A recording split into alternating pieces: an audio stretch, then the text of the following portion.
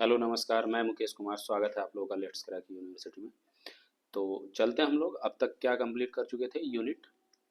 ठीक है, यूनिट हम लोग फर्स्ट कंप्लीट कर चुके थे। आज हम लोग पढ़ने वाले हैं यूनिट सेकंड। ठीक है, जिसमें हम लोग क्या क्या पढ़ने वाले हैं उसको मैं ज़रा एक बार डिफाइन कर रहा हूँ। तो टीचिंग एप्टीट्यूड हम लोग पढ़ रहे थे, जिसमें रिसर्च एप्टीट्यूड अब अध्याय 2 यानी यूनिट सेकंड हम लोग पढ़ने वाले हैं। इसके उद्देश्य कौन कौन से होंगे इसके बारे में हम लोग जानेंगे। शोध शोध के बारे में जानेंगे और इसके अर्थ के बारे में जानेंगे, उसके प्रकार जानेंगे और विशेषताएं उसकी, प्रत्यक्षवाद और प्रत्यक्षवाद और उद्गम इसका क्या है और इसकी पद्धति प्रयोग क्या है, विवरण क्या है, इनका इतिहास क्या है और पत्रांक और इसके चरण भी हम लोग इसमें जानेंगे। ठीक है, और हम लोग इसमें आलेखन लेखन फॉर्मेट के संबंध जानेंगे और आईसीटी में इसका उपयोग क्या है इसको भी अनुप्रयोग को जानेंगे और इसकी शोध नैतिकता के बारे में भी हम लोग इसमें पढ़ने वाले हैं। ठीक है, तो चलते हैं हम लोग अपनी स्लाइड पे। तो हमारा स्लाइड नंबर फर्स्ट है, जिसमें क्या इंट्रोडक्शन है इसमें। ठीक है, किसका? शोध का।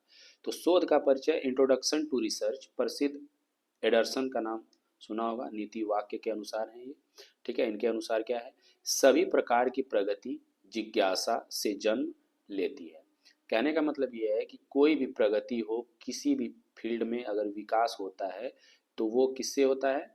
जिज्ञासा से होता है। अगर किसी व्यक्ति के अंदर जिज्ञासा नहीं है तो उसकी प्रगति नहीं है। ठीक है, और हमारी शंकाएं जिज्ञासा को जन्म देती हैं। शंकाएं मतलब जैसे किसी चीज पे शंका करना। ठीक है, ये क्या हो सकता है, जन्म देती हैं और जिज्ञासा आविष्कार की ओर ले जाती है। ठीक है, ऐसे नहीं तो ऐसे होता है ना कि इसको ऐसे करेंगे तो ऐसे हो जाएगा। ठीक है, कुछ इस तरह के है ना, जो जिज्ञासा हमारे मन में आती है उसी को बोलते हैं शंकाएं या जिज्ञासा बोलते हैं। ठीक है, चलते हैं। हमारे लिए यह समझना अत्यधिक महत्वपूर्ण है कि शोध का स्वरूप, ठीक है, मुख्य रूप से इसकी प्रक्रियाओं और अंगों में सामान्य ज्ञान से काफी भिन्न है। ठीक है, आज की तिथि में हम विभिन्न स्रोतों से ज्ञान प्राप्त करते हैं। ठीक है, और ज्ञान प्राप्ति की प्रक्रिया तेजी से बढ़ रही है।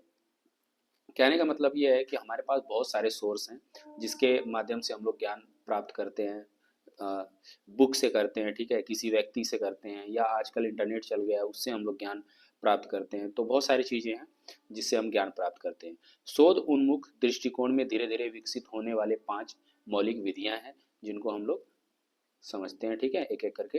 तो पहला हमारा है मौलिक, ये अंत ज्ञान। ठीक है, जिसको बोलते हैं इंट्यूशन। ठीक है, इंट्यूशन हमारी ये हमारी प्रारंभिक ज्ञान। ठीक है, इंट्यूशन मतलब होता है ये हमारी प्रारंभिक ज्ञान के ज्ञान प्राप्ति की विधि है। ठीक है, जो प्रारंभ यानी बिल्कुल शुरुआती जो होती है, समय होता है, जो टाइम होता है, उसको हम लोग क्या बोलते हैं?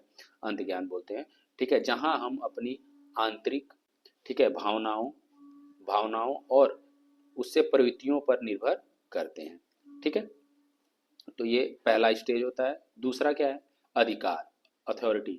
ठीक है, अधिकारी व्यक्तियों की समर्थन पर आधारित नए विचार को स्वीकार करना, यानी जो भी नए विचार हैं उसको क्या करना? स्वीकार करना। ठीक है, आगे चलते हैं। तर्कशीलता क्या होता है? तर्कशील मतलब किसी भी चीज या किसी विषय के बारे में किसी पर विचार करना या अपना तर्क देना ही तर्कशीलता कहलाता है। ठीक है, नई अंतर्दृष्टि प्राप्त करने के लिए तर्क और विचार का उपयोग करना ही क्या कहलाता है? तर्क। चलिए आगे चलते हैं। आगे हमारा है प्रत्यक्षीकरण।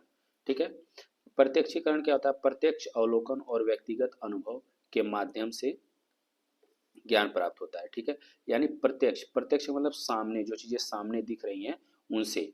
ठीक है, जो सामने चीजें दिख रही हैं उनसे ज्ञान जो प्राप्त होता है उसको प्रत्यक्ष, है ना, सामने।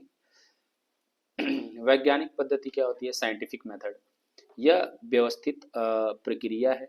ठीक है, जो परीक्षण करने और प्रश्नों के उत्तर के लिए साक्ष्य एकत्र करने और मूल्यांकन करने में शामिल हैं, और वैज्ञानिक पद्धति का शुद्धतम रूप निगमन के रूप में जाना जाता है, जिसे प्रत्यक्षवाद या पॉजिटिविज्म प्रत्यक्ष अवलोकन और व्यक्तिगत अनुभव के माध्यम से ज्ञान प्राप्त करता है। ठीक है, चलिए अब चलते हैं शोध वस्तुतः।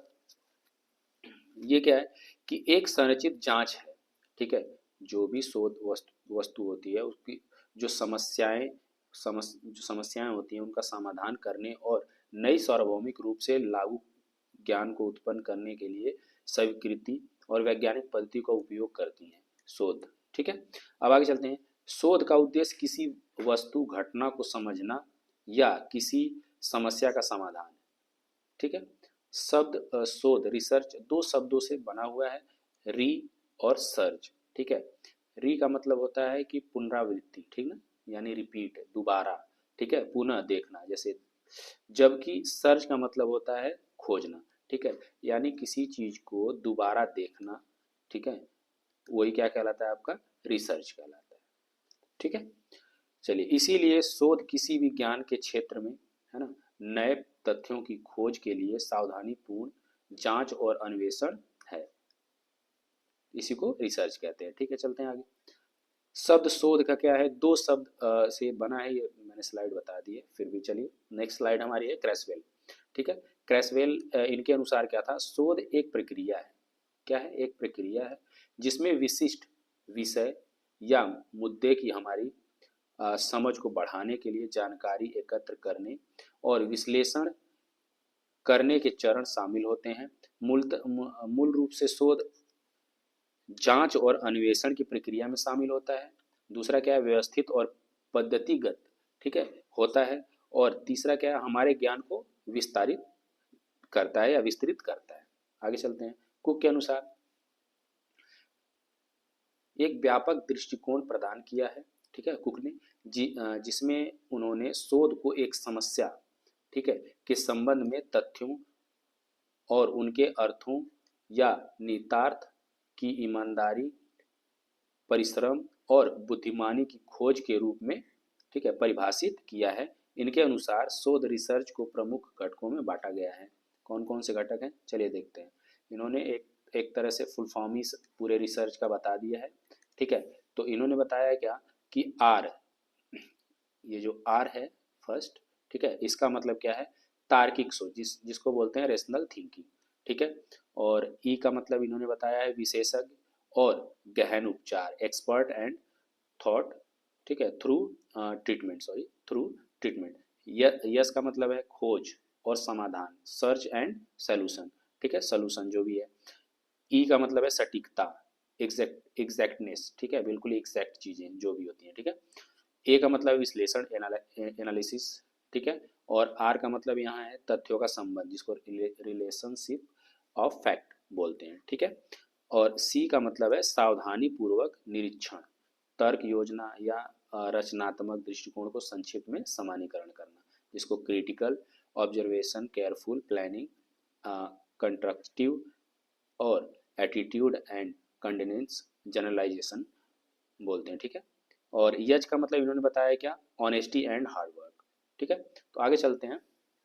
वैज्ञानिक विधि, वैज्ञानिक विधि विधिवत यह प्रणालीबद्ध अवलोकन, ऑब्जर्वेशन जो होती है, वर्गीकरण, क्लासिफिकेशन जो होता है, डेटा का व्याख्यान करना, ठीक है, इसमें व्याख्यान करना शामिल होता है, ठीक है। शोध मूल रूप में वैज्ञानिक प्रकृति का है, जिसमें निष्पक्ष डेटा मूल्यांकन पर बल दिया जाता है। सामाजिक विज्ञान में भी अवैज्ञानिक दृष्टिकोणों के लिए कोई स्थान नहीं है। यानी सामाजिक विज्ञान का मतलब यह है कि कहीं ना कहीं विज्ञान से जुड़ा हुआ है, तो उसमें अवैज्ञानिक तथ्य को, फैक्ट को कोई स्थान नहीं दिया गया है। एक सफल शोधकर्ता को परिश्रम, खुले विचारों वाला होने और आलोचनात्मक सोच, जिसको बोलते हैं क्रिटिकल थिंकिंग, जैसे गुणों का प्रदर्शन करना चाहिए, ठीक है। आगे चलते हैं। आगे हमारा वैज्ञानिक विधि, साइंटिफिक मेथड, इसकी समझ महत्वपूर्ण है, ठीक है, जो भी है इसकी समझ क्या है, महत्वपूर्ण है। रैंडम हाउस डिक्शनरी के अनुसार, वैज्ञानिक, रैंडम हाउस की एक डिक्शनरी है, उनके अनुसार है क्या, वैज्ञानिक विधि में एक समस्या की पहचान करना और संबंधित डेटा एकत्रित करना, एक परिकल्पना करना, उसका हाइपोथेसिस तैयार करना और इसे प्रयोगात्मक रूप से, ठीक है, परीक्षण में शामिल करना, ठीक है। आगे चलते हैं। आगे हमारा शोध एक यात्रा पर निकलने के समान है और इसकी अंतिम गंतव्य स्पष्ट समझ होना अनिवार्य होती है, ठीक है। यानी जैसे हम किसी यात्रा को करते हैं तो हमें पता है कि कहाँ तक जाना है, उसी तरह से शोध भी एक तरह से क्या है कि उसका निष्कर्ष क्या निकलने वाला है उसकी जानकारी हमें होती है। ठीक है, इस यात्रा के दौरान कदमों का कोई सदैव निश्चित क्रम नहीं होता। ठीक है, लेकिन शोधकर्ताओं को विभिन्न ढंगों, दृष्टिकोणों और प्रक्रियाओं के माध्यम से नेविगेट करना चाहिए। ठीक है, यानी इसका कोई क्रम नहीं होता कि आप कहाँ से शुरू करते हैं, बस शोध का मतलब है आप रिसर्च कर रहे हैं। ठीक है, तो बस एक प्रक्रिया होनी चाहिए, उसका एक विभिन्न ढंग होना चाहिए। ठीक है, आगे है शोधकर्ता का अनुभव लक्ष्यों को प्राप्त करने की दिशा में कार्यों का मार्गदर्शन करने में एक महत्वपूर्ण भूमिका निभाती है। चलिए ठीक है, आम भाषा में शोध दो प्रकार का हो सकता है। एक होता है माइक्रो लेवल रिसर्च। ठीक है, इस प्रकार के शोध बड़े समाज के भीतर व्यक्ति या छोटे समूहों पर केंद्रित होता है। यह व्यक्तियों या छोटे समूहों को बातचीत, अनुभवों और व्यवहारों की जांच करता है।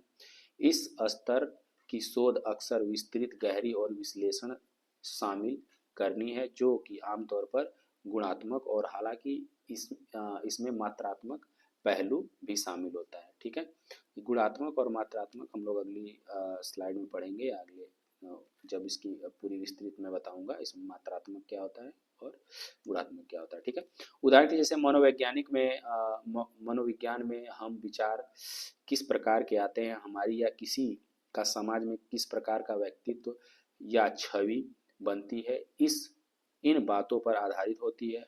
अर्थशास्त्र में यह मूल्यों, पसंदों और बजटों, सीमाओं के आधार पर कौन सामान खरीदने के बारे में हो सकता है। ठीक है, जो कि अलग अलग होती है। आगे चलते हैं, वृहद और माइक्रो स्तरीय शोध, जिसको माइक्रो लेवल रिसर्च बोलते हैं। यह शोध समाज की बड़ी तस्वीर का अध्ययन है। यह व्यापक सामाजिक पैटर्न जैसे सांस्कृतिक मापदंडों और आर्थिक प्रणाली पर नजर डालता है। यह अनुसंधान अक्सर बड़े डेटा सेट का उपयोग करके रुझान और संबंध खोजता है। यह दिखाते हैं कि समाज कैसे काम करता है और विकसित कैसे होता है। ठीक है, समझ में आ गई माइक्रो और मैक्रो। ठीक है, दोनों हमने समझा दिया। चलिए आगे चलते हैं।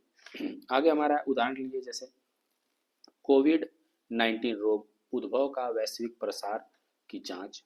ठीक है, फिर ग्रामीण छात्रों में प्रचलित स्वास्थ्य स्थितियों की पहचान करना।